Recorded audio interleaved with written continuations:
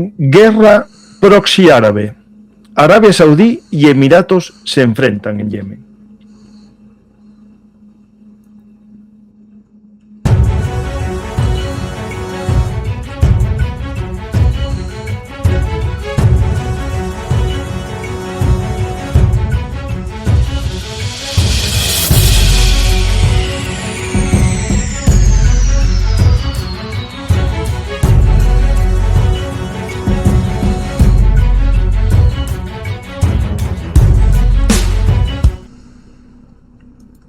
Hola a todos.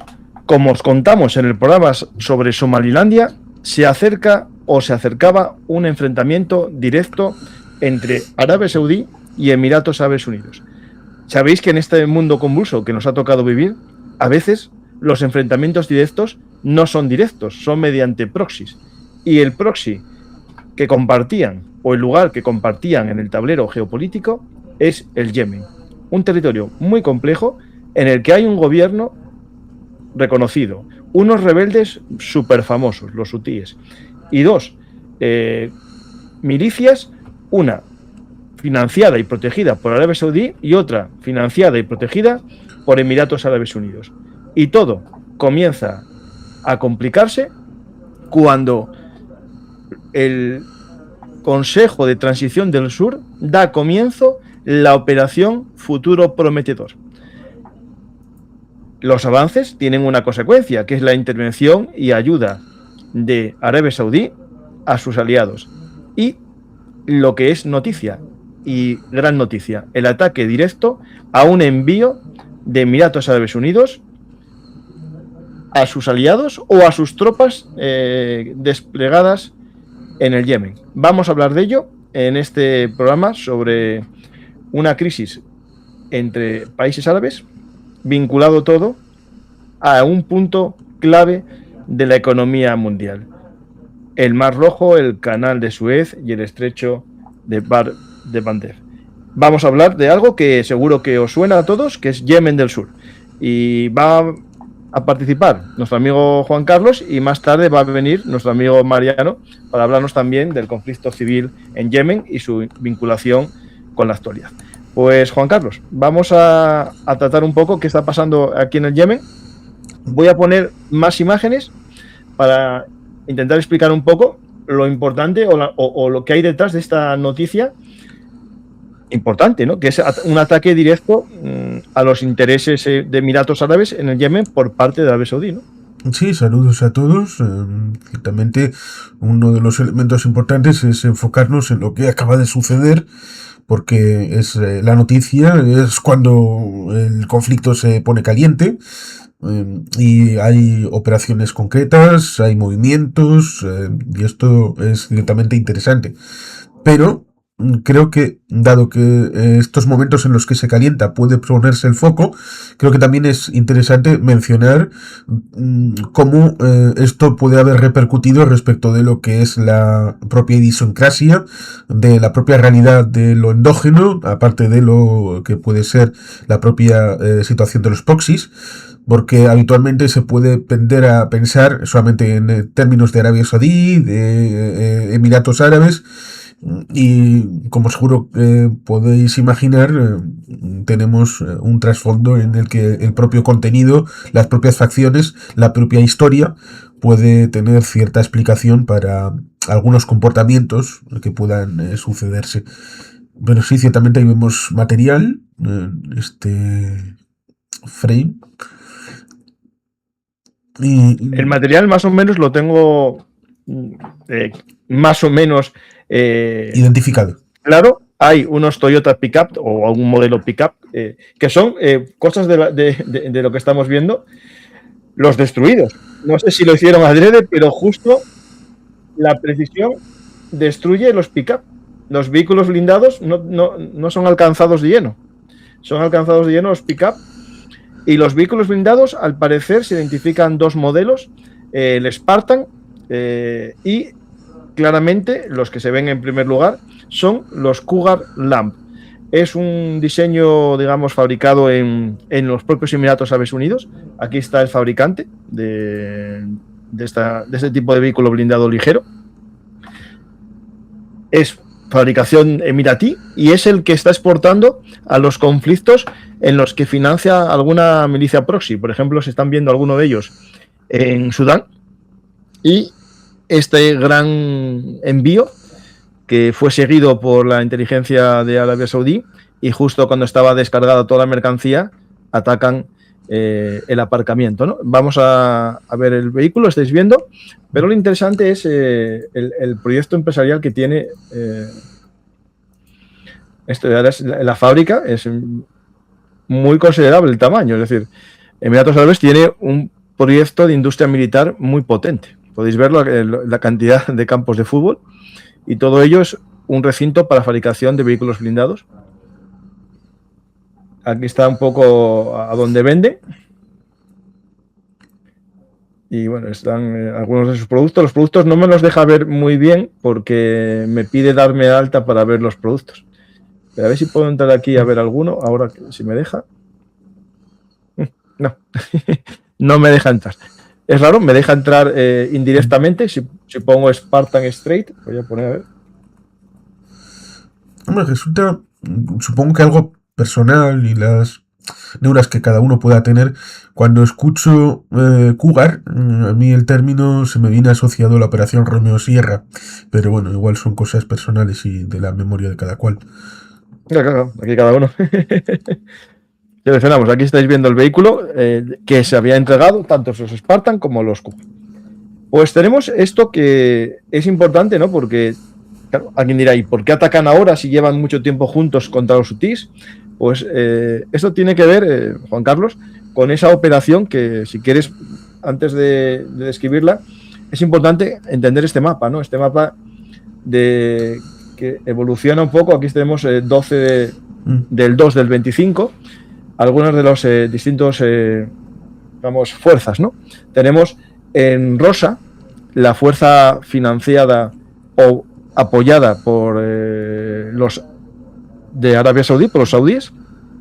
En amarillo, el ejército del sur, que propugna la independencia de Yemen del Sur, y está financiado y protegido por Emiratos Árabes Unidos, al igual que también está en la costa justo del estrecho. No están los hutíes, esto es importante. Está una milicia de Tariq Saleh, que es importante que esta milicia la controla indirectamente también Emiratos Árabes Unidos. Si os fijáis en el mapa, tenéis una zona alrededor de Al-Makuya, del puerto de Al-Makuya, que vamos a desplazarnos y vamos a 28 de diciembre, y podéis ver cómo se extendió el ejército del sur en este año 2025, arrebatando territorio al control de las milicias pro saudíes y también del gobierno central, ¿no? Es decir, del gobierno reconocido, que es otro ente que no tiene casi control. El único control que podemos decir que tiene es poco más que la zona de Al-Makuya. Y esta zona de Al-Makuya, aquí más mapas y tal, este es el 22, un poco para que veáis cómo estaba antes, y el 21. Es decir, las milicias de saudíes, fijaros cómo se extendieron y crecieron, las de Emiratos Árabes Unidos. Es muy grande el crecimiento gracias al apoyo militar emiratí, ¿no? Juan Carlos. Sí. Que estás. Te eché. No sé qué. Bueno, estaba hablando del crecimiento de los emiratíes en esta zona, de las milicias pro-emiratíes. Sí, es un interés geopolítico, lo cual a mí en parte lo puedo entender por ese momentum que pudiera ser ahora respecto del interés geopolítico del lugar. Lo comentamos en el anterior programa respecto del Ártico, que si eso tiene viabilidad, pues igual la mayor parte del comercio no pasaría por aquí, y por lo tanto igual no habría tanto poder económico ligado a esta situación y se necesitaría un transformador, cosa que en buena medida los países del ámbito del Golfo, ya sea Bahrein, pero sobre todo Qatar y más que nada Emiratos Árabes, han tenido ese desempeño de constituir unas fuerzas armadas un poquito de élite, tener un material diverso, tener incluso una especie de legión extranjera con militares de otros países, y Arabia Saudí, pues no diremos que se haya dormido en los laureles, pero la lucha geopolítica la tuvo ya en principio en los años 70, 80, 90, cuando el reino en el año 95-96 tuvo unos atentados, por ejemplo.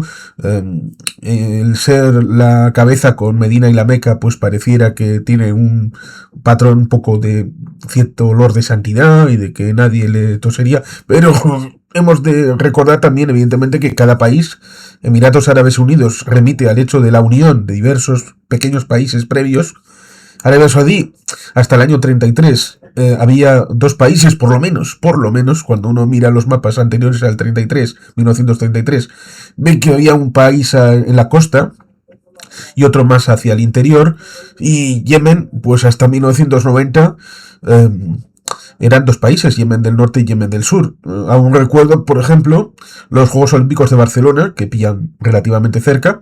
Era un momento en el que llegaron los yemeníes por primera vez unidos, y el último en el que hubo una delegación, entre comillas, soviética, como fue el comité este que se hizo específico antes de la disolución, con lo cual ahí hubo un juego de disoluciones y uniones un poco artificiales, en este caso, en donde había un país que era un poquito de la órbita del este y otro ligado un poco hacia el bando occidental. Se pone en los 62 porque también hay que recordar el pequeño detalle este de la República Árabe Unida, en donde estaba Siria, estaba Egipto, pero también estaba Yemen. Razón por la cual Egipto entre el 62 y el 70 se entrampó en una guerra civil previa de esos años 60, que también fueron igualmente cruentos, con lo cual ciertamente esto tiene bastante background a la hora de fijar la posición de tribus, países un poquito artificiales en cierta medida, porque en buena parte de estos países sí, adoptaron instituciones de tipo occidental, pero fueron la mimetización de los clanes y las tribus en estructuras occidentales sin perder el background previo. Con lo cual habría que ciertamente entender un poquito cómo funcionan institucionalmente, aparte de los incentivos que pudiera haber ahora a la hora de operar este futuro prometedor, que era el de Arabia Saudí, que es el incentivo de este momento cuando han empezado. Pero claro, como el público sabe y como tú también sabes, esto viene de años y lo hemos visto en los mapas. Esto tiene una trayectoria. Pues es justo la trayectoria que estaba poniendo, es interesante verlo, ¿no? Como el objetivo que tiene el ejército y el Consejo de Transición del Sur, esta fuerza que se declara independiente, y justo hace unos días hubo manifestaciones declarando esa independencia del sur, o pidiéndola, coincide, viendo el mapa, si os fijáis, el territorio que controla en el mapa que vimos antes del despliegue de tropas, solo le faltaba la zona de Hadranut, que ese es justo el objetivo de esta operación militar que estaba realizando los proxies de Emiratos en la zona, ¿no? Para ocupar todo Hadranut y unirlo a Adén. Y por lo tanto, si os fijáis, es justo el territorio de Yemen del Sur, mientras que lo que queda de las milicias pro-saudíes quedan justo en la zona de esta zona de Saba, limítrofe con los hutís. Por lo tanto, hutís y saudíes quedarían en el territorio más o menos del antiguo Yemen del Norte, mientras que las fuerzas proxies emiratíes controlarían el Yemen del Sur completo. Y esto es, creo que es el objetivo que tenía esta operación, que puedo explicar. Y si veis el mapa, ahora sí que coincide, si Hadranut, que es esta zona, cae en manos enteras, digamos, o controlado completamente por el gobierno del sur, está claro que controlan de facto el territorio entero del Yemen del Sur, ¿no? Mientras que el Yemen del Norte quedaría en manos de hutís y de las milicias saudíes. Esto yo creo que es el key de la cuestión, y voy a explicar un momentín, Juan Carlos, la operación esta, ¿vale? El que comienza todo es el Consejo de Transición del Sur, el STC, que tiene como objetivo crear el Yemen del Sur. Fecha de inicio 2 de diciembre. Avances iniciales reportados desde finales de noviembre. Dura entre 7 o 10 días el avance principal, Objetivos declarados: restaurar la seguridad en el valle de Hadramut, el Wadi Hadramaut. Esto lo tengo por aquí para que lo tengáis puesto. El avance no se ha completado todavía en la zona del Wadi Hadramaut. Para que nos encontremos, lo vamos a mirar en el mapa donde estamos geoposicionados, el Wadi Hadramaut. Aquí veis la provincia o la gobernación de Hadramaut y el Wadi. Vamos a buscarlo. Es esta zona, este río seco, eso es un Wadi, ¿no? Que, si os fijáis, más o menos va hacia el puerto de Al-Mukalla. Por lo tanto, lo que quiere hacer el gobierno, digamos, independentista del sur es, desde Al-Mukalla, con los vehículos aquellos que le entregó Emiratos Árabes Unidos, que fueron bombardeados por los saudíes, entrar en esa campaña para recuperar la zona montañosa al norte del puerto y unirlo al territorio que ya controla del resto de la provincia. Creo que, Juan Carlos, se entiende claramente el objetivo militar, ¿no? Sí, sí, la parte militar es el control efectivo del territorio, la consolidación y la estabilización. Otra cosa es el elemento geopolítico que revela, bajo mi punto de vista, los cambios geoestratégicos que estarían estableciéndose, teniendo en cuenta no ya el tema del petróleo, como elemento cada vez menguante en las relaciones entre estos países, entre sí y el resto del mundo, la necesidad de tener complementos en el ámbito económico. En el caso de Emiratos Árabes, parece que en los años 90 y comienzos de este siglo tuvieron un desarrollo en el ámbito de sus propias ciudades y capacidades y diversificación de la propia economía más allá de los hidrocarburos. En el caso de Arabia Saudí parece que con el príncipe Bin Salman parece que intentan recuperar terreno y evidentemente lo que dijimos del Ártico respecto de evadir esta zona. Pareciera que estas operaciones certifican, por ejemplo, aunque pueda tener o no tener que ver, que Neom ha sido un fracaso. Porque en teoría iba a ser una larguísima ciudad, pero luego solamente pudieron construir un trocito y de ese trocito parece que todavía no han terminado. Otra cosa es el tema, por ejemplo, de los Juegos Olímpicos, que Arabia Saudí iba a apostar por los de 2036, después de Brisbane 2032, o Mundial de Fútbol, que también quería, debido a tal vez el ejemplo de Qatar, que lo tuvo en 2022. Y evidentemente todos estos elementos son importantes para tratar de diversificar el elemento económico.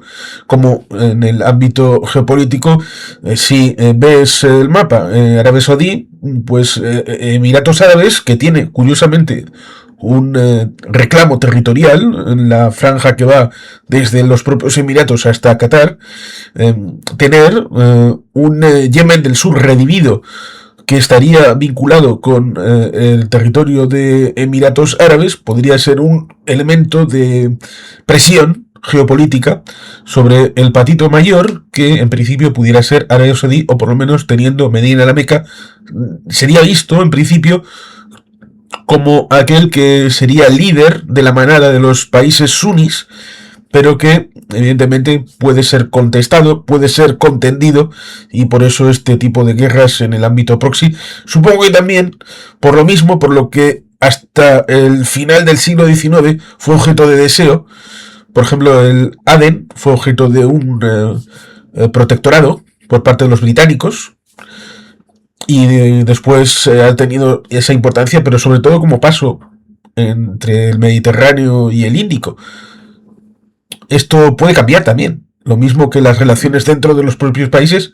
Cierto es que la geografía es tozuda, pero lo que hoy es un lugar de paso, mañana puede ser una esquina en un cuarto oscuro, por lo que evidentemente el cambio climático tiene una importancia sustancial.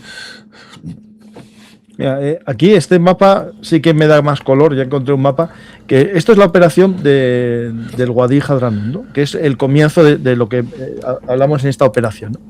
Aquí, bueno, explica un poquitín todo el contexto. Lo voy a leer porque, claro, estamos muy perdidos en este conflicto. Es decir, hasta hace poco mucha gente pensaba que los hutíes controlaban todo el Yemen, porque solo se hablaba de ellos. Aquí hicimos programas ya hace tiempo con, con Mariano explicando el conflicto del Yemen, pero es que ahora se complica mucho más, porque las facciones que antes era una coalición anti-Hutí, que estaba comandada por Arabia Saudí, por Emiratos, ahora se luchan entre ellos, Juan Carlos, que eso es lo que cambia también el problema que tenemos ahora mismo. Pero es que no solo hay estas milicias, hay más. Aquí, en esta zona que estamos hablando, que os la mostré en el mapa, aquí veis justo el NSF contra los del sur, el STC. Entonces, vamos a ver un poco qué está sucediendo en esta zona de combates, que es justamente la que os mostré aquí en el mapa, en el Wadi Dawan. Veis la misma forma del desierto, como entra en la zona montañosa, y los combates se están produciendo en Kuadán, en esta zona de por aquí, y en el Wadi, que es digamos, el camino que nos lleva más fácilmente a la zona del puerto, ¿no? Es decir, ¿por qué esto es importante? Por esta imagen que os voy a mostrar, ya que al parecer las fuerzas pro emiratíes controlan toda la costa. Son estos de azul, lo podéis ver, cómo controlan toda la costa y quieren penetrar en el interior, ¿no? Y tienen dos vías de penetración, esta que es la de Safwar, y se enfrentan al gobierno, digamos, legítimo o reconocido internacionalmente, y a las milicias pro-saudíes que controlan la zona de Al-Hajj. Y por otro lado tenemos otra entrada que es justa la que está protagonizando el conflicto de hoy, que es desde Al-Mukalla hacia Al-Wadi. Y vamos a ver un poco qué ha pasado en estos días, ¿no? Yo creo que este mapa, Juan Carlos, es bastante expresivo, ¿no? Y explica bastante bien las facciones que hay, e incluso esta que os comentaba yo antes, esta que es amarilla, que es la de Tariq Saleh, que es también amiga de los Emiratos, ¿no? Es decir, están los hutíes, que controlan una zona montañosa y muy poblada, pero el estrecho realmente, si os fijáis, lo controlan facciones pro-emiratíes. Y esto es un problema para Arabia Saudí. Sí, este tiene más interés porque cuando vemos esas lenguas, el otro podría dar la impresión de que se controlará efectivamente todo el territorio, y más allá de algunos apriorismos que pudiera haber respecto de el tema desértico, incluso hay gente que piensa que Arabia Saudí es completamente desértico cuando hay zonas montañosas, incluso hay alguna zona verde por ahí. En la zona esta del sur, con esas lenguas, se puede interpretar mejor esa noción de que pueden intentar subir desde la zona de la costa hacia el interior, pero por donde pueden. Que serían por zonas de valles, evidentemente hacer como Aníbal por los montes, eso lo hace Aníbal y 4 más. Esto es más realista. Seguramente los pro Arabia Saudí tampoco controlan efectivamente todo el territorio, y sería un poco... No, fíjate, en esta zona controlan montañas y tienen rayado porque no hay un control efectivo tampoco. Sí, tiene ese elemento. No sé si salvando las distancias, la gente se puede hacer una idea, dado que evidentemente se ha hecho programas respecto del protectorado español, de situaciones como el tema de Anual, y el propio desembarco con la posterior situación de aprovechamiento de el septiembre del 1925 en el desembarco de Alhucemas, pero no el desembarco en sí, sino luego el aprovechamiento que se pudo hacer para retomar todo el territorio que fue la República del Rif. Pues se puede hacer tal vez alguna idea respecto de cómo es combatir en un entorno más o menos parecido, aunque el tema africano con el tema no sea exactamente lo mismo. Vean, justo este mapa nos sirve muy bien para entender qué pasó en esta operación, que fue el comienzo de todo, ¿no? Desde ataque saudí a intereses emiratíes, ¿no? Áreas y claves de avance, ¿no? Hadramut, prioridad principal, captura de Sheiyum. Esta localidad fue tomada el 3 de diciembre. El aeropuerto, el palacio presidencial y los cuarteles. Hay otras ciudades objetivos: Tarín, Al-Qad, Sivan y Grufaf, que son estas que están aquí, las ves, ¿no? Sí, y abajo en la costa vemos unos puntos de presencia internacional. Sí. Hay de Estados Unidos, de Francia. Y después, el objetivo para esta misión fue la captura. Una vez que tomaron, digamos, el punto central de la provincia de Hadramut, que es esto de Siyum. Ahí avanzaron los del sur hacia Al-Maghra, que no la veo en el mapa, ¿tú la ves? No, no está aquí en el mapa, estará en el otro, en el de Google. Y también gobernación oriental fronteriza con Omán. Vale, hay que ir a Omán. Al-Maghra te dice, ¿no? Sí. Está aquí. Sí, Avanzaron por aquí también, ¿lo ves, no? Cómo Sí. fueron. Pero lo importante, esto es algo que me recuerda en el fondo a la guerra del ISIS, ¿no? No se toma el desierto completo, se toman las carreteras. Y aquí avanzan por la carretera, si te fijas, hasta Sí. llegar al puesto fronterizo. Sí, recuerdo que en Siria y en el norte de Irak sí, había un poco de eso. Cuando bajaron desde la frontera Irak o Siria en dirección hacia Palmira, también hacia el norte en dirección hacia Kobani. Y otro objetivo que es importante fue la captura en estos días de Al-Shir, que no la sitúo, pero espera, te la busco ahora mismo.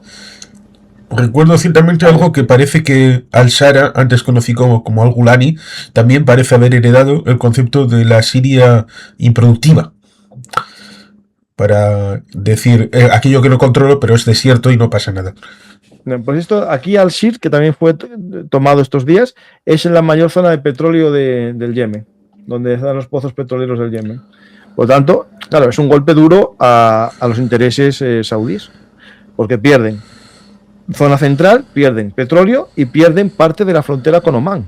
Es decir, claro, por eso es la respuesta saudí enviando armas y también bombardeando los intereses. Y una escalada que llega a ser yo tengo aquí digamos la declaración de saudí, que os la voy a poner, a ver si la podemos traducir así, o si no le meto fácilmente el traductor, que es más rápido. Espera un segundito.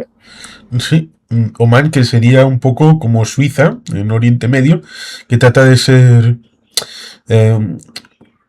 amigable con todas las partes, no meterse en conflictos, a pesar de que recientemente han tenido una sucesión que de momento parece que el heredero está actuando un poco como el padre a la hora de servir de un país que no quiere meterse en líos, pero siempre quiere echar una mano y ayudar. Esto, os voy a poner en pantalla el tuit que publica el Ministerio de Asuntos Exteriores de Arabia Saudí, estableciendo el porqué del ataque, ¿no? De conformidad a la declaración emitida por el Ministerio de Asuntos Exteriores el 25 del 12, el 25 correspondiente al 5 del 7, bueno, debe ser como el decreto 5-7 en 1447, sobre los esfuerzos concentrados del reino en colaboración con los hermanos Emiratos Árabes Unidos para poner fin y contener las medidas de escalada adoptadas por el Consejo de Transición del Sur en las gobernaciones de Hadramut y Al-Mahara, y en referencia a las declaraciones emitidas por el Consejo de Liderazgo Presidencial del Yemen y la declaración emitida por la coalición para restaurar la legitimidad en Yemen sobre el movimiento de buques que transportaban armas y vehículos blindados desde el puerto de Al-Fujairah al puerto de Al-Mukalla, sin obtener aprobación oficiales del Comando de Fuerzas Conjuntas de la coalición. Básicamente, lo que acusa directamente Arabia Saudí, Emiratos Árabes Unidos, es que envió vehículos para un bando o para Yemen sin tener la autorización o la comunicación de ese envío a Arabia Saudí, ¿no? Es decir, esto es importante, son socios, pero al parecer Emiratos metía allí sus propias armas por interés, ¿no? Pues está aquí ahora Mariano. ¿Qué tal, Mariano? Hola, buenas tardes. ¿Se me oye bien? Disculpad la broma. Hola, ¿qué tal? Sí, sí. Vale, estamos explicando un poco lo que es lo que está pasando. Voy a mostrar ahora la declaración o la carta, digamos, de Arabia Saudí justificando el ataque o el porqué del ataque. Y yo creo que es importante entender un poco esta carta, a ver si la podemos... la voy a leer, ¿vale? Aquí está. Es que no, espera, es que no... Quería que la vieseis vosotros y la viese el público. Un segundito, ¿vale? A ver si puedo... Copiar texto. Sí. Cerrar. Un segundito. Es que se ve mal, pero bueno, lo tengo ahí, ¿vale? La veis, ¿no? Esto es el comunicado oficial, que no está... Claro, está un poco escrito raro. No está... aquí está.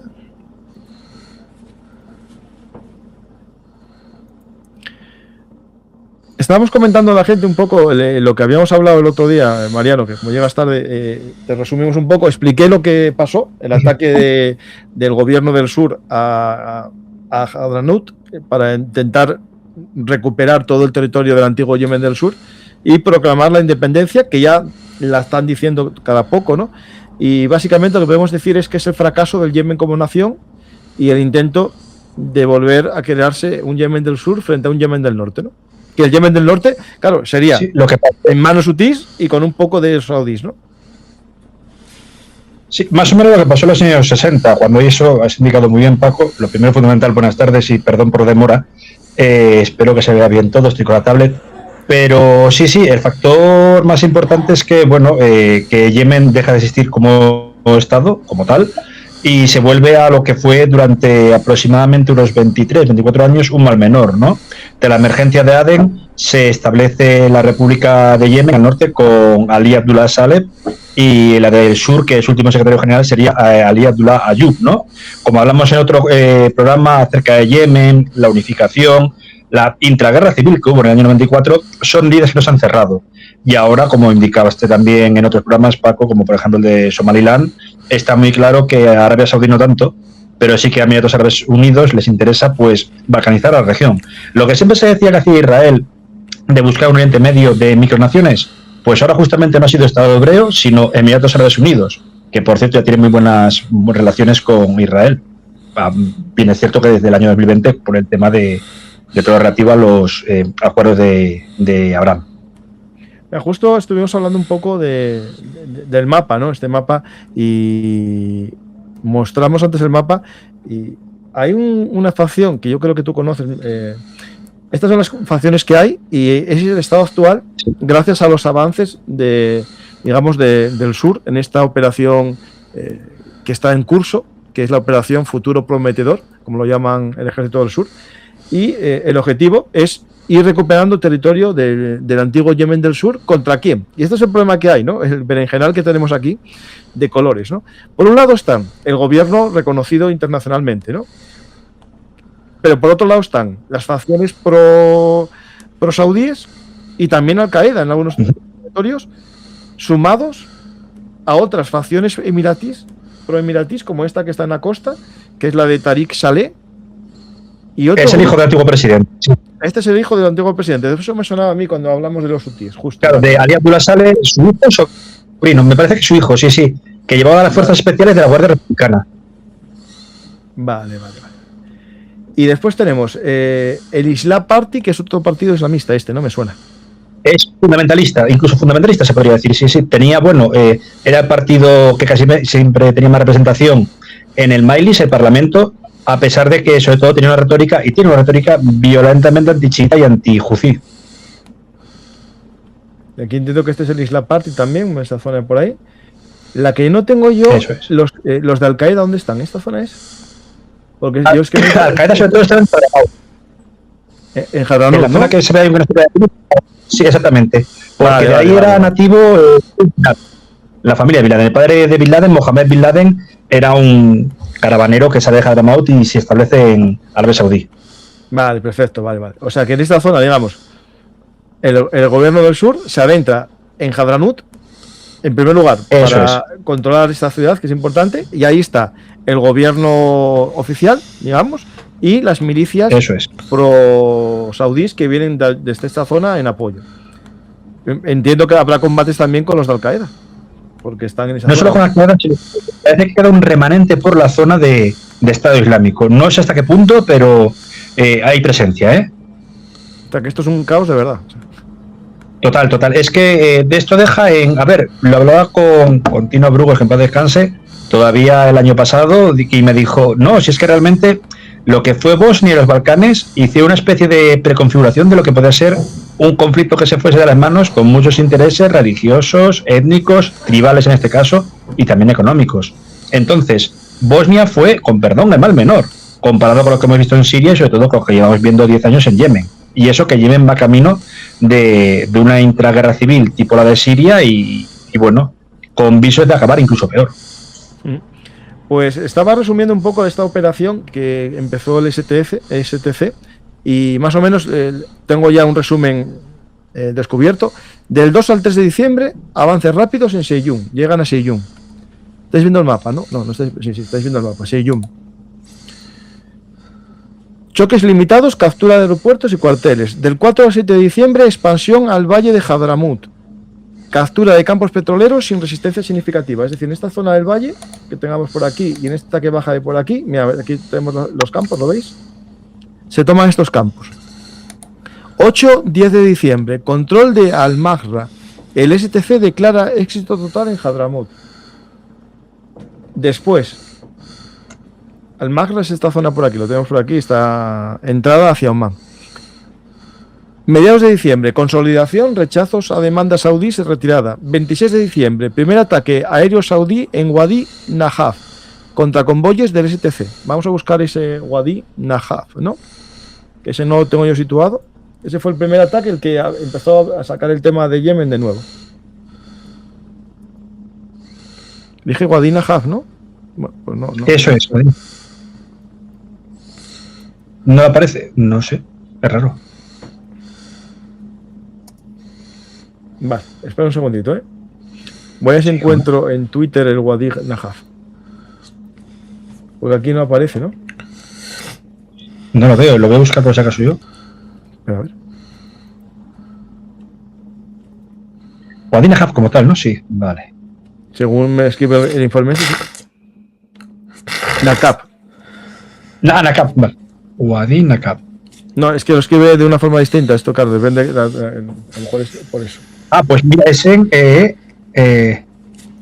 Ras Al Khaimah, uno de los emiratos más pequeños de Emiratos. No. Entonces, eso es aquí. Espera un segundo. Sí. ¿Qué día fue? 22 de diciembre, ¿no? 26, perdonad. Quito esta pantallita que toca hacer mis búsquedas mágicas desde mi centro de información y control. 26, ¿no? 26 December Strike Yemen Convoy.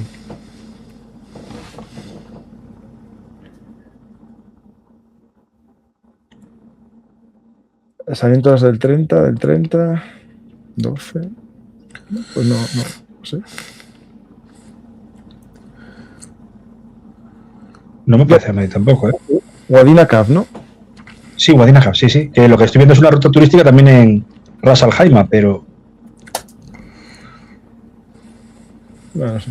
A lo mejor olvidamos del nombre de Wadi Nakab, que el informe lo haya puesto mal. Podría ser, sí. Bueno, seguimos en el mapa. Sí, pero ese ataque me suena que lo hubo antes que el otro, ¿eh? O sea... De las últimas 24 horas, ¿no? Sí. Sí. Porque se fue a un convoy. Y después, el 30 de diciembre, el ataque que estamos hablando. Y básicamente, las consecuencias de todo esto es el enfrentamiento, primero, fortalecimiento de la posición del STC al capturar el 80% del petróleo del Yemen. Importante esto. Y aquí habla de unas fuerzas que intervienen en esta operación, las élites de Hadramaut, que es una unidad de élite del ejército del sur.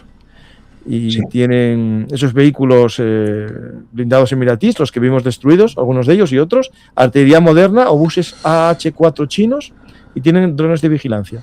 Y se enfrentaron a las fuerzas del gobierno reconocido, que son la Presidential Leadership Council, PLC, a la primera religión militar de las milicias tribales, la Confederación Tribal de Hadramut, y a elementos del partido Al-Islam. Es decir, esto sería lo que se enfrentan en este escenario. Que básicamente es lo que conté en el resto del programa. Bueno, ¿tenemos claro lo que está pasando? Sí, ¿no? Pero esto es la primera vez que pasa. Es curioso, me refiero, porque también los propios emiratíes se están metiendo en camisa de 11 varas. No solo ya por poner contra las cuerdas a Arabia Saudí, que Arabia Saudí contraataque, sino porque dentro de lo que fue la fase inicial de la guerra civil de Yemen, quiero decir, de 2015 hasta 2018-19, las principales bajas de oficiales, y por eso se retiraron de la zona, eran emiratíes, con lo cual ahora parece que apuestan por un mal menor como puede ser el gobierno del sur, secesionista, como has indicado, Paco, para tomarse su revancha, sin contar que, primero fundamental, sigue existiendo esa especie de OTAN islámica que se creó para atacar al Yemen contra los hutíes, y que, por cierto, su líder o su liderazgo está en manos de Pakistán, un país muy aliado de Arabia Saudí, como se sabe hace tiempo, desde la fundación de la propia nación pakistaní. Ahora bien, ¿qué intereses puede haber detrás de Emiratos de seguir balcanizando la zona? Pues yo creo que es un intento de contención de Arabia Saudí, también de Irán, e intentar hacer y tener puentes con Israel. No tiene otro nombre, vamos, sino es una apuesta muy arriesgada. Sí, no te puedo decir que no lo sé. ¿Sugieres entonces que ha incidido en la situación de desencadenamiento el hecho de la debilidad de Irán en estos momentos con el tema del agua y las protestas derivadas de lo anterior? Y que eso puede significar el hecho de que el juego aquel que tenían los británicos en el equilibrio continental, una debilidad de Irán, significaría una posibilidad de empoderamiento de Arabia Saudí. Y por tanto, sería una operación de golpe preventivo de Emiratos para tratar de quitarle poder a Arabia Saudí y volver a reequilibrar la zona. Ten en cuenta que si no tienen a nadie al que temer los dos países, se van a pegar entre ellos. Totalmente. Claro, es que ese es el tema. Es decir, el tema de esto es que hasta ahora eran aliados porque tenían un enemigo común que eran los iraníes.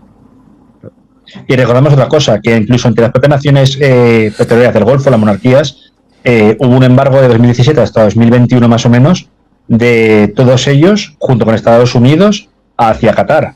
Qatar fue durante mucho tiempo el paria, a pesar de que, bueno, tenía la principal cadena de información de la zona como es Al Jazeera, etcétera, pero por el acercamiento justamente a Irán llevó una colleja bastante potente. Estoy hablando del junio de 2017, cuando en la reunión de aquella venta de armas de contrato multimillonario de Estados Unidos, Arabia Saudí y Egipto, en el que aparecían pues Trump en la administración primera de suya. Me parece que era el rey de Arabia Saudí, no estaba todavía, creciendo el poder de Mohammed bin Salman, sino Salman el rey, y de Abdel Fattah el-Sisi. Y se hablaba de una contención a Irán, pero también del miedo de que naciones que, digamos, su independencia fue relativamente temprana, como pueden ser Qatar o los propios Emiratos Árabes, empezasen a acercarse mucho a Irán. Ese era el miedo. Bueno, aquí es un escenario que parece raro, ¿no? Que dos aliados se peguen en un territorio que estaban luchando juntos para liberarlo contra los hutís, ¿no? Pero claro, los hutís ahora están tan machacados por los ataques estadounidenses, israelíes, y por la falta de apoyo iraní, que ya no son una amenaza y ahora se empiezan a pegar entre ellos. Es lo mismo que estamos hablando del escenario árabe si Irán ya no es una amenaza. Esto es importante entenderlo. Y claro, aquí alguien dirá, pero esto no es normal. Pues sí es normal, porque incluso tengo aquí un caso de hace un tiempito, que seguro que os va a sonar a vosotros y a algún oyente, que es el caso de Libia, cuando Egipto bombardeó posiciones turcas. Un aeropuerto que estaba controlado por unos proxies turcos en Arabia Saudí y fue atacado. Lo pongo ahora porque me parece que es interesante esto. Aquí está. Lo recuerdan este caso. El ataque saudí a las líneas de suministro de los Emiratos Árabes Unidos en Yemen recuerda los ataques aéreos egipcios contra las fuerzas turcas en las bases aéreas de Al-Watiyah en Libia. Hoy Egipto y Turquía cooperan, al menos coexisten en Libia, Sudán y Somalia. Aún así, el ataque parece ser solo un disparo de advertencia. Así que esto pasó muy parecido entre Egipto y Turquía en Libia. Parecido. Sí, Estáis ayudando demasiado al bando. Esto me recuerda incluso que, bueno, la primera víctima, de Hezbollah conocida fue, si a alguien le gusta la NBA, conocerá al entrenador de los Golden State Warriors y antiguo jugador de Chicago Bulls, Steve Kerr. Pues su padre, Malcolm Kerr, que era un académico estadounidense libanés, fue acribillado a balazos por Hezbollah en el año 84 y dejó una obra para la posteridad que se llama La Guerra Fría Árabe. Muy difícil de conseguir, por cierto. Ya hablaba de la rivalidad entre Egipto e Irán, el Egipto de Nasser y el Irán todavía del Shah, Mohammad Reza Pahlavi, pero luego ampliaba esa esfera hacia las propias independencias de los países, pues digamos, recién creados, ¿no? Estamos hablando obviamente, de Emiratos, de Qatar, pero también hablaba de lo que era la emergencia de Adén y cómo se crea Yemen del Norte y del Sur, y que eso iba a dar muchísimos quebraderos de cabeza, aunque ya se planteaba desde la separación una posible reunificación. Entonces, lo de Egipto con respecto de Libia no es un caso aislado. Se puede ver en todo Oriente Medio. Se ha visto ahora con lo de Somalilandia, ¿no? Aunque no sea nominalmente una nación árabe. Se puede ver incluso en países de la Liga Árabe que han tenido pocos problemas internos, pero empiezan a tener roces y fricciones como con sus vecinos, como es Omán, que es el gran desconocido. El efecto dominó puede ser muy peligroso. Mira, hablando de todo esto, tras el bombardeo y bueno, y la advertencia de Arabia Saudí que viene en este escrito que estábamos hablando, de que se considera todo una amenaza, ¿no?, para la seguridad de Arabia Saudí. Aquí viene todo esto escrito, que tendría que ampliarlo y leerlo, pero bueno, básicamente lo que leí es que es una amenaza en la frontera sur de Arabia Saudí y se considera un peligro para la integridad territorial de Arabia Saudí y pide a sus antiguos aliados o aliados emiratíes que se retiren. Entonces, al parecer hay una retirada y se está confirmando. Por ejemplo, esto es algunas de las confirmaciones que hay. Esto es en la zona que estuvimos hablando de Hadrami, de las unidades de élite de Hadrami, esa unidad que comenté del sur, que en la rotonda del petróleo, cerca de la compañía petrolera del Yemen, en Mukalla, intersección de las calles N4 y Calaf, el personal de las FHE detuvo a 7 vehículos técnicos junto con otros vehículos militares que presuntamente portaban armas y estaban vinculados a las brigadas de apoyo a la seguridad, que formalmente dependen de la fuerza de élite Hadrami, pero operan de forma independiente sobre el terreno. Los vehículos provenían de la base aérea de Al Rayyan y de la terminal petrolera de Al Daba e intentaron atravesar el puesto de control sin cumplir con los protocolos de seguridad requeridos. Esto provocó un enfrentamiento limitado y un intercambio de disparos, estos entre ellos, entre las propias élites Hadrami, tienen enfrentamientos. El caos que hay ahí.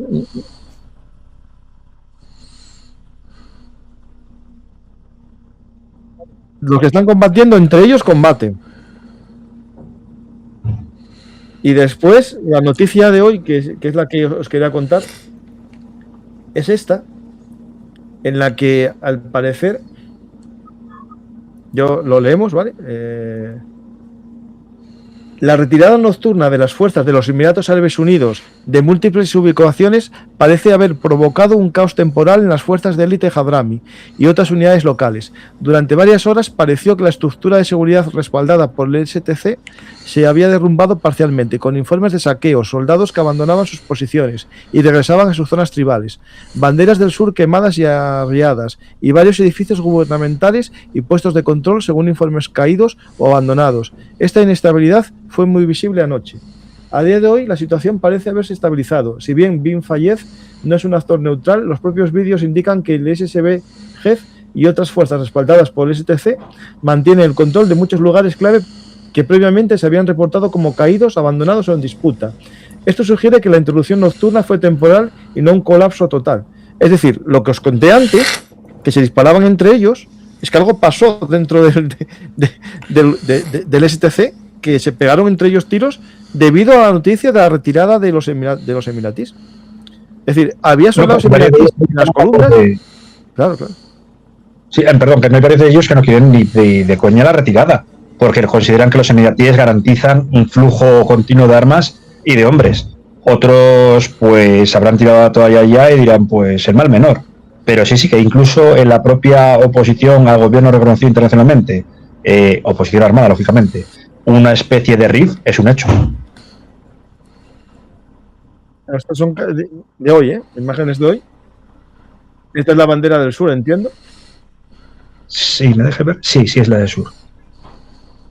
Sí, la antigua bandera seccionista de Yemen del Sur, el Estado, la República Democrática Popular de Yemen, sí. Pero es un caos esto, un caos. Hay tantas facciones que después entre ellos también se dan. Es que es una balcanización, es un escenario, por desgracia, y más que balcanización es una afganización. Esto es Afganistán en el año 92, desgraciadamente. Yo estoy perdido. Yo pensé que tenía cierto conocimiento para entenderlo, pero cada vez que estamos profundizando en esto me estoy perdiendo más. Supongo que también influye lo que vivimos hace no demasiado tiempo con la caída de la capital de Darfur Norte, en donde también están involucrados los de Emiratos Árabes, con lo cual ahí se puede visualizar también supongo, como sugerencia, el tema de la sobreextensión de las líneas de apoyo en otros conflictos que puede incentivar que en otros lugares donde pueda haber algún tipo de debilidad, igual han detectado también como elemento coayudante Arabia Saudí alguna debilidad en el tema de Yemen respecto de tal vez haber sacado algún recurso para incentivar el tema de Sudán en esa guerra también intestina en la que allí están, un poquito como sucede en el caso de Libia que citasteis. En Libia están los turcos, en Sudán están los turcos, en Somalia también están los turcos y los de Emiratos. A veces poner el foco en más de un lugar pues puede sobreextender las capacidades y recursos y incentivar tal vez a que otro actor bueno pues vea su oportunidad. Claro, esto fue lo que pasó justo, el caos por la retirada de las tropas emiratíes de la zona, claro. Ahí se produce todo el problema que hay. Las fuerzas del sur debieron romper su propio, claro, la moral, ¿no? Se debió caer la moral al suelo cuando se les van los aliados que les suministran las armas también, ¿no? Esto es importante. De hecho, había habido hasta una amenaza por parte de Arabia Saudí de atacar una base aérea controlada por los emiratíes en Yemen. La tengo la noticia, espera un segundito. Porque claro, es que esto... Eso sí, hay algunos que no sé si lo piensan o no, que hablan más allá de la lucha proxy que puede haber entre Emiratos y Arabia Saudí, en el caso este de Yemen, que hablan incluso de un choque directo entre Arabia Saudí y el Yemen, Yemen no, Arabia Saudí y Emiratos Árabes, lo cual no creo que llegue a escalar a esos niveles. Las dos principales bases que tenían los emiratíes en el Yemen es esta de Balhaf. A ver si la encontramos, ¿vale? En Razhun, a ver si lo encuentro. Porque claro, el problema es que hay palabras que se pueden escribir de varias maneras del árabe y eso genera bastante caos en las búsquedas.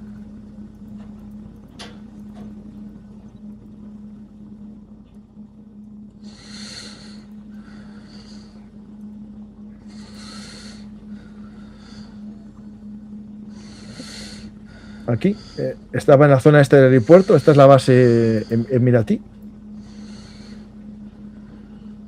Podéis ver una base bastante bien hecha, ¿eh?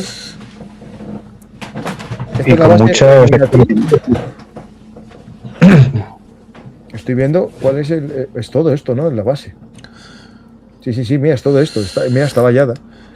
Es toda extensión y encima sí, con poco tráfico porque claro, debe estar cerrada a cal y canto. No, claro, es que es todo esto. Está cerrada. Lo que no me recuerda mucho al mira. ¿Veis? Todo esto, todo. Entra este puerto. Me recuerda mucho al tipo de base británica que hay en Chipre, ¿eh? Es igual de tamaño. Esto te voy a decir yo. Está en un puerto, el helipuerto y Barracones y aeropuertos, sí, barracones también he visto, sí. Y después todo el perímetro es con sacos terreros y parece que tiene cientos búnker cada X tiempo. Aquí se puede ver muy bien. Estos testones que hay ahora, que no me acuerdo el nombre, estos que son de alambre rectangulares que se llenan de arena. Ya se ve muy bien aquí. Esta es la base principal emiratí en Yemen. Y claro, vamos a sacar el zoom y vemos dónde está. Muy cerca de Al-Mukalla, que es el puerto donde estaban metiendo los vehículos para el ejército del sur. Y de aquí vamos a ver algo que ya nos suena a ti y a mí, ¿no? Este es el kit de la cuestión. Control emiratí. Somaliland. Y control, en cierto modo, emiratí a través de un proxy. Realmente. Claro, tiene control de la entrada del Golfo de Adén y del Mar Rojo. Claro. La jugada es muy buena, ¿eh? Y ahora que Israel se mete aquí también, los saudíes están preocupados, a ver, no solo por la frontera esta, sino por las rutas de su petróleo. Tanto el que sale del Mar Rojo, del que viene también de las rutas comerciales completas de Asia. Sí, porque aunque hubo algún proyecto de hacerlo, alguna terminal en el Mar Rojo, no se terminó Claro, de... que sale por aquí. No, sale todo por el aquí, otro lado. Claro. Es decir, vamos a poner el problema que tenemos aquí, geopolítico, es control del norte en esa base que acabamos de ver. Control en Beersheba, ¿cómo se llama? ¿Cómo se llama la ciudad de Somaliland? Berbera. Berbera, sí, lo dije bien. Y control relativo en la zona esta de ay, Dios mío. Bab el-Mandeb. Bab el-Mandeb. Sí. ¿Qué pasa aquí? Que entonces tenemos que la salida de los de Arabia Saudí, la mayor parte de su petróleo para Europa iría por aquí. Porque por aquí tiene pocas salidas y tiene algunos oleoductos, pero no mucho. Entonces, claro, es un problema muy grave. Y además se añade otra cosa, que una posible salida vía oleoducto del petróleo de Arabia Saudí se ve complicado porque está aquí también Israel. Entonces, Israel, ¿qué pinta aquí? Pues pinta lo que vais a ver ahora. Esto que vais a ver, a alguno le va a estallar la cabeza. Día 29 de diciembre.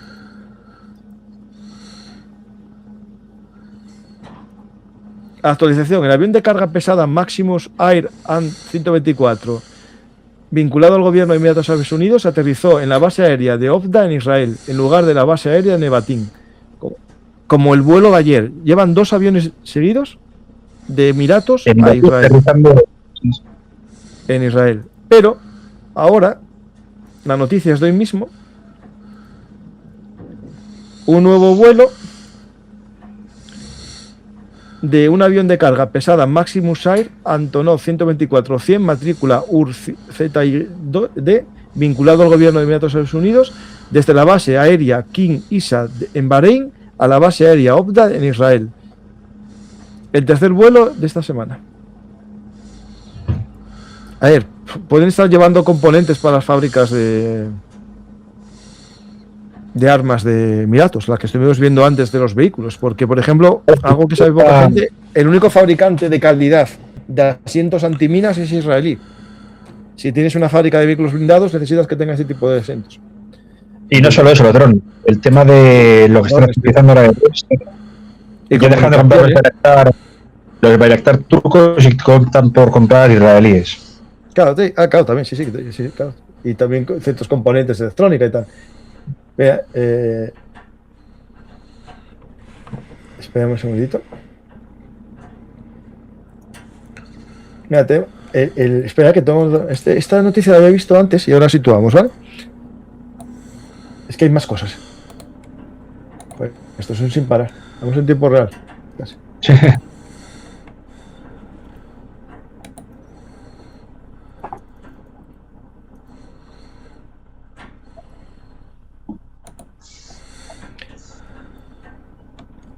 Ay, perdón, Este aeropuerto, que es un aeropuerto, digamos, civil, no es el de la base, es otro aeropuerto. El aeropuerto Al Rayyan International Airport, que está cerca de Al Mukalla, pero en vez de al sur, está hacia el norte, hacia el noreste, en vez de al suroeste. El otro está por aquí, ¿os acordáis? Esto está hacia acá. ¿Por qué estoy mostrando esto? Porque hay un movimiento de aviones. En este caso, un C-17 Globemaster 3, que al parecer está sacando cosas de los Emiratos Árabes Unidos de Yemen. O sea, están retirando de ese aeropuerto.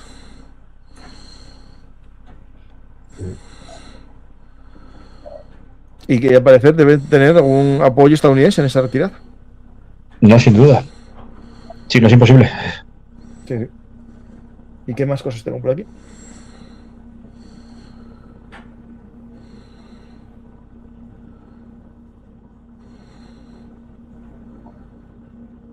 Espera un segundito, Ay, mira, que casi...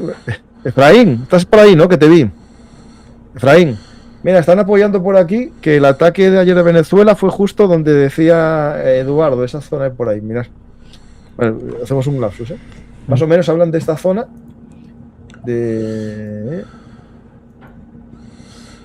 Justo, yo creo que era ahí donde decía él. No, esto es donde decía. Donde decías tú, Efraín, más o menos, que estuvimos buscando por ahí también, sí. Cerca, al norte de Maracaibo, justo, sí. Bueno, es que al parecer, no sé si lo visteis, que Petro ayer dijo que habían atacado una fábrica de cocaína en Venezuela, en Maracaibo, mientras que Trump decía un puerto. Es que pudo haber 2 ataques en Venezuela. Ninguno reconocido oficialmente. Y otro avión de Emiratos Árabes Unidos, un C-17, hacia Al-Mukaya también, para retirar. Es decir, están retirando todas sus tropas. La verdad que quedaron cojonados por un ataque solo. La gente ya no tiene... Sí, sí. A ver, tenía yo un estudio para que veamos un poco la diferencia de ejércitos que hay, ¿vale?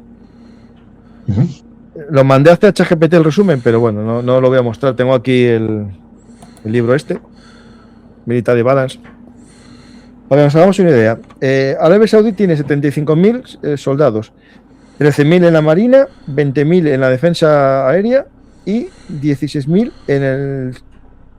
No, espera, sí, 75.000. Eso, 13.000 en la marina, 20.000 en la defensa aérea y 75.000 en el ejército. Total, 257.000, porque tiene 16.000 un sistema de fuerzas estratégicas de misiles, 2.500 en la Guardia Nacional y 100... No, espera. Defensa aérea, 16.000. Fuerza de defensa de misiles, 2.500. Y la Guardia Nacional, 130.000. Total, 257.000. Y Emiratos Árabes Unidos tiene un ejército de 63.000. 44.000 en la Armada, 2.500 en la Marina, 4.500 en el aire y una Guardia Presidencial de 12.000. Es mucho más pequeño el ejército. Aunque tiene buenas armas, está bien preparado para una guerra tipo, digamos, como esta, proxy, o una guerra contra un grupo irregular. Pero enfrentarse directamente con los árabes o saudíes no es fácil. No, guerra de guerrillas puede superarlo, pero ejército contra ejército sería bastante complejo. Sí. Como dije antes, no creo que vamos a ver una guerra directa en la frontera entre Arabia Saudí y Emiratos. Pero lo estamos viendo en diferido. Vamos a ver qué preguntas tenemos de la gente, porque ya más o menos vimos todo, explicamos el porqué, explicamos el comienzo que fue esa operación del Ejército del Sur, cuál fue la respuesta saudí con la destrucción de esa acumulación de vehículos que estaba entregando Emiratos Árabes Unidos, supuestamente para su ejército, pero la realidad es que era para los proxies. Vimos la base más importante saudí en la zona y también...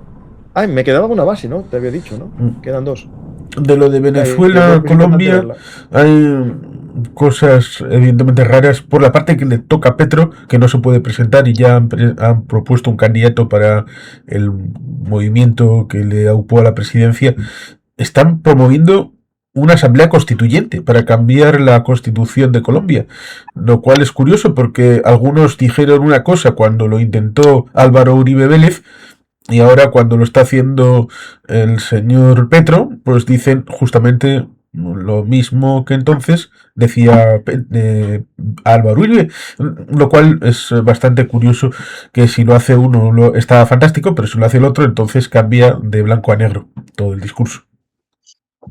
Un clásico.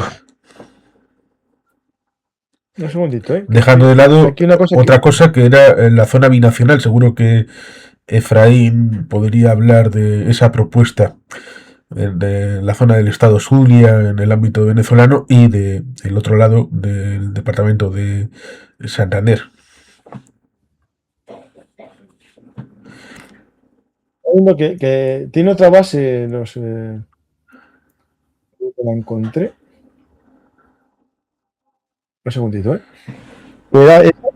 bueno, miento. Tiene otra base también en la isla de Socotra. Mira, sí, lo que vemos. Al igual que Estados Unidos también la tiene ahí. Y esto, si lo localizamos, os doy un premio. Esto es la base de Murak en Attack. Lo veis, ¿no? Como es el edificio, hay que esto por aquí. Lo tengo, estoy en Attack. Pero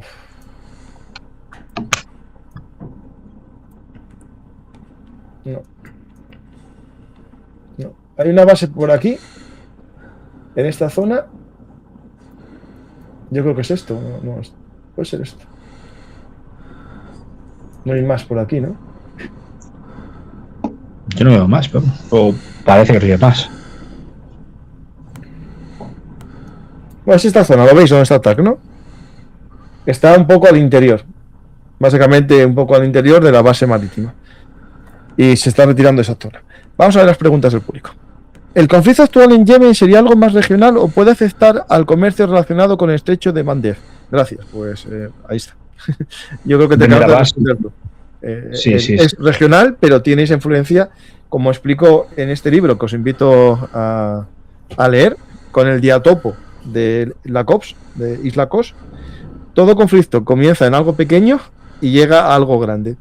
Es la mejor forma de entender la geopolítica. Esto es un conflicto regional, pero al final tiene afección geopolítica. Total. Si este conflicto nos lleva a un cierre del estrecho, pues geopolítica pura y dura. Y nadie está por amor al arte en esos lugares, ¿no? Esto es así. Reitero el pequeño detalle respecto de lo que hicimos en el último programa, el del Ártico, que por lo menos por ahora este territorio sigue teniendo importancia geopolítica, pero si el flujo va por la zona norte, por la ruta norte, pues igual esto pierde importancia y los insumos de dinero y armas se reduce, y supongo que los odios intestinos seguirán habiendo y seguirán existiendo, pero igual en vez de con Kalashnikovs acaban luchando con palos y piedras. No sé. No, bueno, en vez de con drones y misiles pegarán con Kalashnikov, que eso está al alcance de cualquiera. Y aquí Somalilandia también tiene ese valor ahora mismo por lo mismo que estamos hablando, por el control de la entrada al canal de Suez, ¿no? Pues vamos a seguir con las preguntas. Pregunta: ¿en qué puede afectar la escala del conflicto en Yemen en el comercio y las relaciones entre Arabia Saudí y Emiratos Árabes? Bueno, yo creo que no va a escalar. Se está viendo que ya hay una retirada porque a ninguno de los dos les interesa estropear su industria que está comenzando, que es el turismo. Yo creo que Emiratos está apoyándose mucho en el turismo, en esa posibilidad de una nueva forma de beneficios aparte del petróleo. Incluso os mostré una industria militar que está desarrollando Emiratos Árabes Unidos. Saben que no se puede apostar solo al petróleo. Arabia Saudí va más lejos. Claro. Y sobre todo Emiratos expatriados porque, por un ejemplo, Gerard Depardieu, que ahora cayó también en desgracia en Rusia, que tenía nacionalidad de ahí, se ha exiliado en Dubái y se ha ofrecido a una persona que pueda pagar $150.000, se da rápidamente la nacionalidad, cosa que en Arabia Saudí no ocurre. Han pasado generaciones y generaciones de expatriados palestinos, refugiados, etcétera, que no pueden hacer la nacionalidad saudí, en cambio en Emiratos sí. ¿Quién suministra las armas a los hutíes y por dónde? ¿Qué intensidad de combates, bajas y pérdidas? Bueno, combates con guerrilla no vamos a mucho. ¿Y quién le suministraba? Irán, básicamente, y China. Yo creo ahora, que porque ahora el flujo está cortado desde, pues más o menos, yo creo que la guerra de 12 días entre Irán e Israel, de este junio pasado, mayo-junio. Preguntan por aquí, que llegó tarde, ¿quién ha salido pitando? Los emiratíes. Salieron pitando. Hola, pregunta casi más para ti, Mariano. Hola, ¿los yihadistas qué pintan en Yemen en estos momentos? Bueno, en estos casos lo que ocurre es que sigue habiendo una internacional islamista. Muy buena pregunta también. Es cierto que el islamismo de corte revolucionario, sí, ha perdido fuelle desde que Irán ha sido más o menos desplazado, como indiqué hace unos segundos. Pero también hemos de darnos cuenta de que Al-Qaeda, sobre todo la zona de Hadramaut, que es de donde era el padre Bin Laden, tienen mucha potencia. Y no quieren pues un régimen parlamentario tipo el de Al-Isla, porque Al-Isla era un partido fundamentalista. Pero trataba, por así decirlo, un juego político, una especie de versión más salafista, más fundamentalista que los hermanos musulmanes, pero intentando ganarse el juego parlamentario, ¿no? Que casi siempre el presidente Ali Abdullah Saleh les cortaba, ¿no? Les cercenaba, les daba un tanto por ciento de poder y así acallaba, digamos, problemas, porque este hombre era un encantador de serpientes. Ahora bien, otros como Estado Islámico han sido desplazados, fueron, digamos, vencidos, y muchos han pasado a Libia, donde su presencia es más pequeña. Estado Islámico ha crecido, como hablé con Paco en otros programas, pues en África Occidental, sobre todo en la zona de Nigeria, los Grandes Lagos, Pero la zona de Yemen o la península arábiga, desde 2017 han tenido ataques continuos de las fuerzas de seguridad locales y se les ha frenado. Han aprovechado la guerra de Yemen para que tengan influencia, pero no llegar a tener la misma que en 2015. Ahora bien, no hay que dejarlo de lado, ¿eh? Vamos a... ¿Por qué no se condena con sanciones a Emiratos y Arabia como a otros?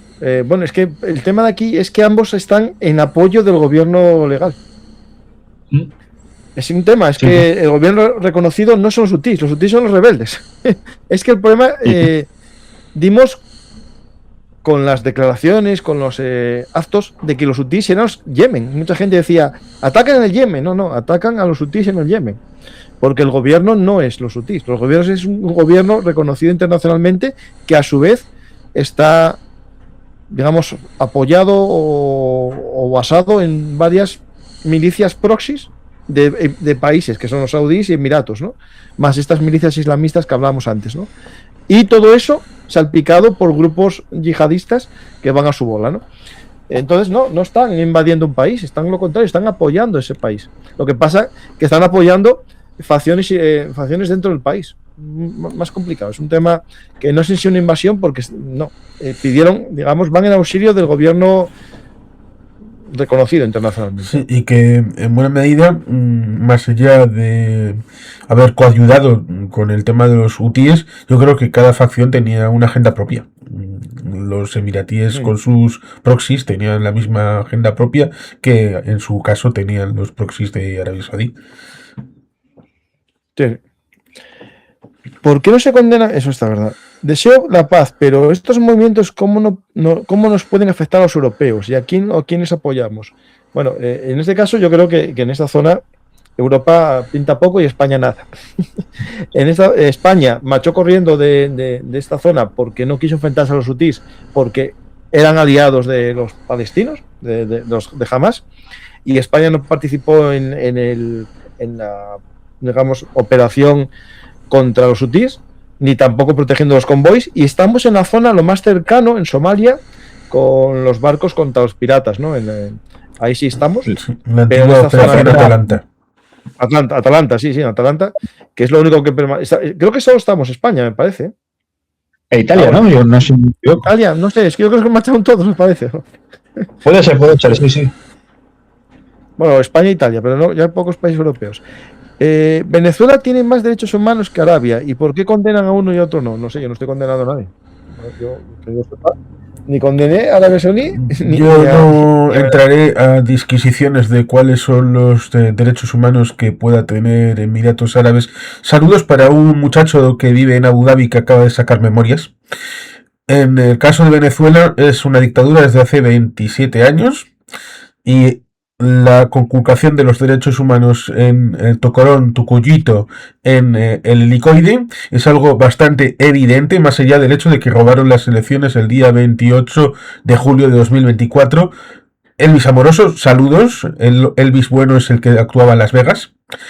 Dijo supuestamente al 80%, al estilo Putin, al estilo de aquellas elecciones de Rusia, en las que casualmente ponían como umbral, digo en Rusia, si hay más de un 3%, recibes de vuelta el dinero que invertiste. Y resulta significativo el hecho de que en aquella situación fueron a la fiesta de Rusia unida, no a la fiesta oficial en el Kremlin, no.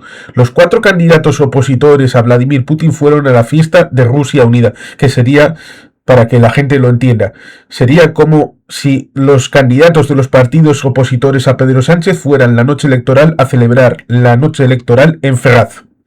Eso es sintomático de que... Pues eso pasa en Venezuela. Bueno, lo que pasa es que hay que diferenciar que Arabia Saudí siempre fue así y por desgracia están mejorando. Es decir, en cuanto a ciertos derechos están mejorando, pero Venezuela empeoró.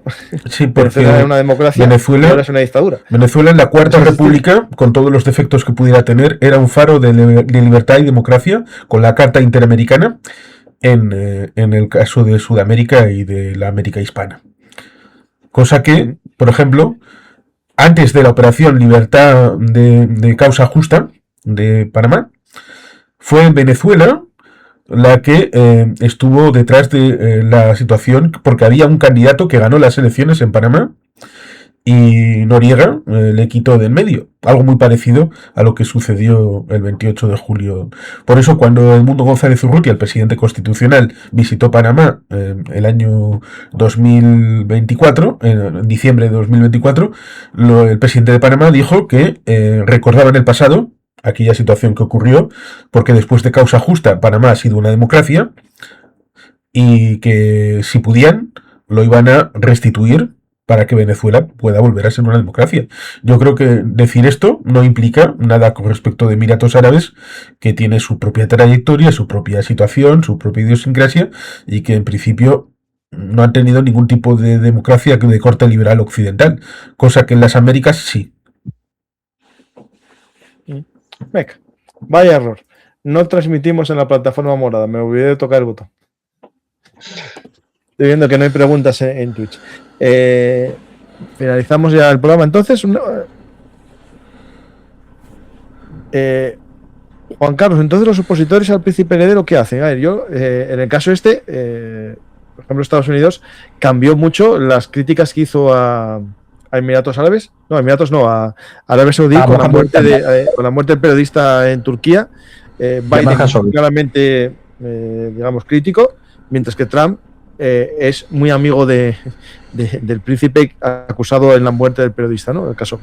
Bueno, yo en ese caso estoy en contra de las torturas. Me da igual que las hagan en nombre de una religión, que las hagan en nombre del bolivarismo. O sea, el problema es que siempre estáis en lo mismo. Es decir, no se puede criticar a alguien porque siempre hay otro que criticar. Claro que sí.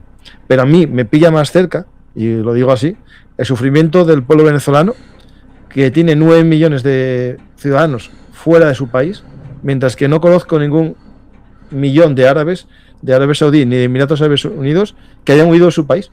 Si me encuentras 9 millones de exiliados políticos y económicos por culpa del régimen de Arabia Saudí y de Emiratos, pues hablamos. 9 millones, que se dice pronto, ¿eh? Es mucha gente en un país. Y lo digo desde la cercanía de haber conocido, en torno a las elecciones del día 28 de julio de 2024, a un muchacho, José Riera, que está desaparecido hace meses, y digo desaparecido porque no se sabe nada de él. Su madre tiene problemas de salud muy graves, él tiene problemas que requerirían un tratamiento médico, y tiene un hijo que también tiene algo de problemas también, con lo cual no solamente es la afección a la persona, que ya es bastante el hecho de que desaparezcan o les asesinen o todas estas cosas, sino también la tortura que afecta a toda la familia. El propio yerno del presidente Edmundo González Urrutia también fue desaparecido. Hay un montón de gente y no me privo de decir otro pequeño detalle. Encima del helicoide, un elemento que era un centro comercial, pero durante el chavismo se ha reconvertido en centro de tortura y de secuestro. Ahí, metros arriba de donde están las celdas, dio una charla Monedero. Que luego me venga a dar lecciones de lo que pasa allí, no se lo acepto ni a él ni a nadie. Eso es un centro de tortura como tuvieron Galtieri, Pinochet y toda esta pléyade de gente de extrema derecha, porque para mí Maduro es igual de extrema derecha que los antiguos dictadores que cometían torturas y robaban al pueblo. Aquí no hay que ir a poner etiquetas derecha e izquierda, hay que poner etiquetas de demócratas y autócratas. Y eso es la diferencia. A mí me da igual que me quitan la libertad, me metan 20 años en prisión, en nombre del comunismo, en nombre del fascismo o en nombre de una religión. Me da igual. Aquí estamos hablando de una lucha entre democracias liberales que respetamos los derechos de los demás y que intentamos vivir en convivencia dentro de la diversidad, y aquellos que intentan imponer su visión a los demás. Y yo creo que es el punto y final de todo esto. Y también el problema mayor que tenemos es que dentro de las democracias algunos quieren acabar con nuestras libertades con discursos populistas, y es el problema que tenemos ahí, que son los dictadores que llegan mediante los votos, ¿no? Sí. Eso no hay que olvidarlo, que es la forma más habitual de llegar últimamente a las dictaduras, ¿no? Pues finalizamos el programa. Si quieres decir algo, Juan Carlos, como despedida final sobre la zona esta de Yemen, Emiratos, Arabia. Pues que ciertamente habrá que estar atentos a ver cómo puede evolucionar, no solamente por el tema de Yemen, porque evidentemente Emiratos está metido también, como dijimos, en otros escenarios, sea Libia, sea Sudán, sea el tema de Somalia.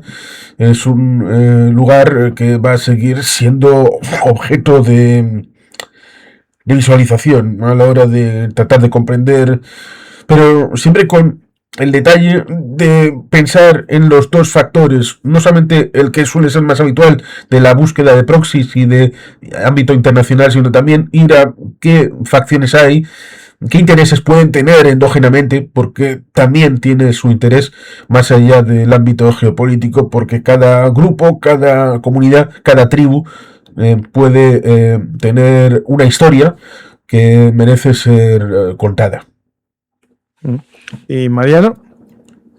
Pues básicamente suscribo lo que tanto decís tú, Paco, como Juan Carlos, sobre todo no solo guerra proxy, bueno, lo que comentaba antes de todo relativo a esa guerra fría árabe, pues ahora con nuevos intereses geopolíticos post 11S se están viendo en la región, ¿no? Sobre todo como Emiratos Árabes Unidos, a raíz de la muerte de su primer líder, ¿no?, en 2004, y ya sus herederos, Benazid, etcétera, están haciendo primero una diversificación económica, como habéis indicado más que correctamente, pero segundo, como una especie de diplomacia que ya no es aquella que era de Islam por petrodólares. No buscan una fundamentalización de países, digamos, musulmanes que parece que se han ido de la recta vía. No. Ellos lo que buscan es quizá una cosa peor, que es crear microestados para poder mantenerlos en su órbita más fácilmente. Y eso, pues hemos visto que se les ha caído encima, sobre todo al meterse con nominalmente el hermano mayor como es Arabia Saudí. ¿Y cómo puede terminar esto? No haber un conflicto, una fitna suníes, chiíes, como puede ser Arabia Saudí contra Irán, ¿no? Pero en este caso lo que podemos ver es una guerra regional en la que cada nación árabe o árabe musulmana opte por un bando u otro. El caso que se vio en Libia. Pues aquí esto puede ser un escenario mucho más peligroso, aunque ya hemos visto que de Yemen los emiratíes se han retirado rápidamente como el diablo con el rabo entre las piernas, ¿no? Habrá que quedar pues al tanto de las próximas horas. A ver si nos están engañando todos y en vez de sacar están metiendo cosas. Sí. Eso hay que verlo. Pues que yo ya de este mundo convulso que nos ha tocado vivir, cualquier cosa. Pues muchas gracias a todos, espero que os haya gustado el programa y si es así, ya sabéis, dar a me gusta, dejar un comentario, compartir, suscribiros y también pedir a los Reyes Magos o a vosotros mismos el libro Un mundo convulso, claves geopolíticas para el siglo XXI. Un libro en el que intento explicar los motivos de los conflictos y muchos de ellos los estamos viendo en este programa de hoy. Control de rutas comerciales, energía, tribus, fronteras, todo eso y sobre todo el poder, las luchas de poder que os explico en Un mundo convulso, claves geopolíticas para el siglo XXI. Y si sois de la zona norte de España o queréis viajar el día 2 de enero, hay una reunión en Oviedo, en el centro cívico, a las 7 de la tarde, para hablar de geopolítica y tomarnos unas cervecitas, unos cafés ahí entre amigos, este viernes 2 de enero en Oviedo. Os pongo en redes sociales, está la información, y el que quiera, pues que asista ahí al bar Ateneo, en el centro cívico, en la primera planta. Gracias a todos y hasta la próxima oportunidad.